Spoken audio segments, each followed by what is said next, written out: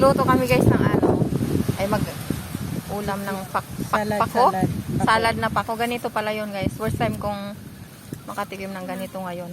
Titik tayo ng first time. Dito sa Burol. Ulam namin guys, oh. Jollibee na kuhol. Charan! May Jollibee na pala sa na kuhol. May kuhol ba pala sa Jollibee? Oo, may kuhol na pala sa Jollibee. Ganun pala ang tamang Tagalog. Oo. Tamang salita. Ito may dala akong Ito, yung pang May sundot. toothpick. Sundot sa ano yun? Iyon ay ulam ni mother. Ay, manok na nilagyan ng pako. Hindi, ano siya, baboy. May baboy. Hindi kasi siya kumakain ito. Ah, ayun niya namin niluto. Kaya talagang natin na lang nakulong na. Oh.